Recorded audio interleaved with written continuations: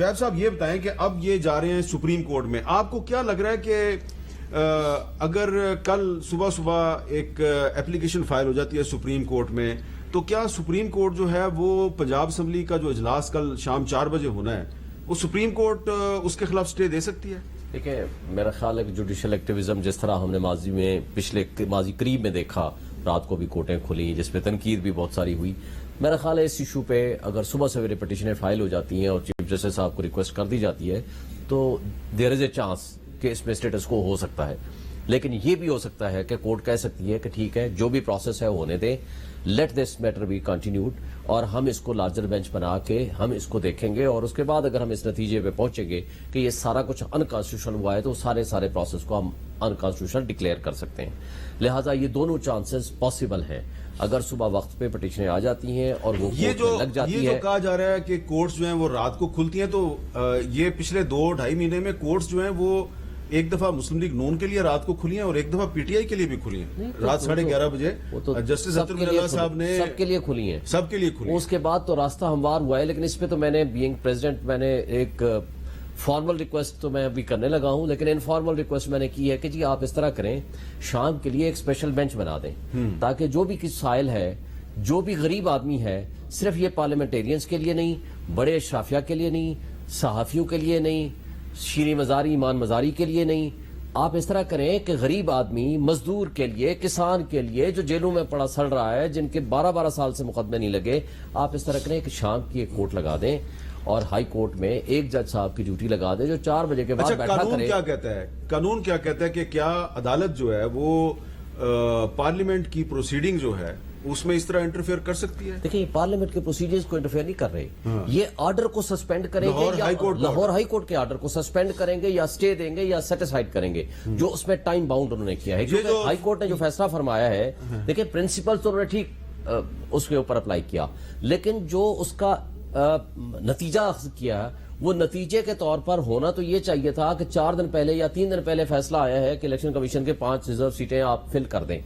وہ فل ہوئی نہیں ہے، اور اس کے بعد انہوں نے کہا 24 گھنٹے کے اندر یہ جو کہا جا رہا ہے کہ پنجاب اسمبلی کا ایوان مکمل نہیں ہے، 5 لوگ موجود نہیں ہیں، یہ بات درست ہے؟ یہ بات درست ہے. دیکھیں، یا تو کورٹ کرتی کہ وہ الیکشن انکانسٹیٹیوشنل تھا، ہے، ختم، اس کے بعد دوبارہ سارا پروسیس سر نو ہوتا.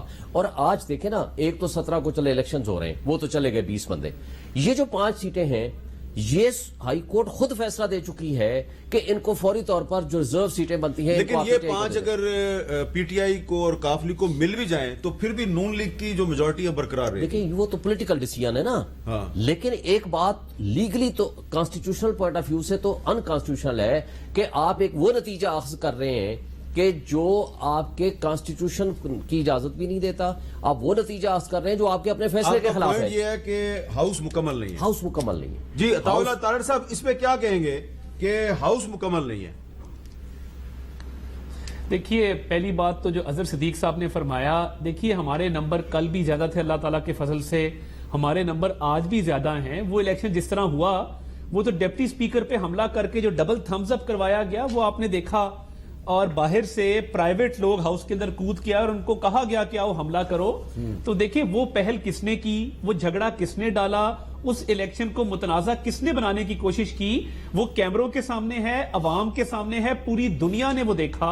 اور بازو فریکچر کے بعد 5 گھنٹے کے اندر بازو فکس ہوا، یہ بھی پوری دنیا نے دیکھا. تو اس کنٹروورسی میں جانا نہیں چاہتا. وہ الیکشن شفاف ہوا، وہ سب لوگوں کی موجودگی میں، میڈیا اور انڈیپینڈنٹ آبزرورز کی موجودگی میں ہوا. جہاں تک ہاؤس مکمل ہونے کی بات ہے، آج جو کورٹ نے آرڈر دیا ہے، اپیل میں ہم تو نہیں گئے تھے. یہ جب اپیل میں گئے ہیں، انہوں نے ایک ریٹ پٹیشن دائر کی ہے، تو یہ حج پہ کوئی ہو یا کوئی دبئی ہو، لوگوں کی کرنا تو ان کا کام تھا.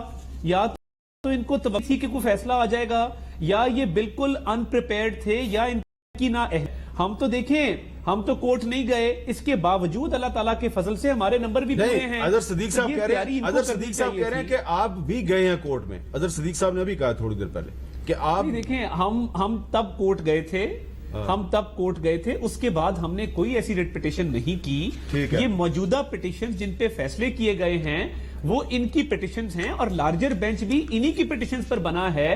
تو دیکھیے تیاری تو ان کو کرنی چاہیے اچھا، اب تھی۔ اس میں ایک اب سوال- اگر آپ تیاری کمزور رہی اور لوگوں کو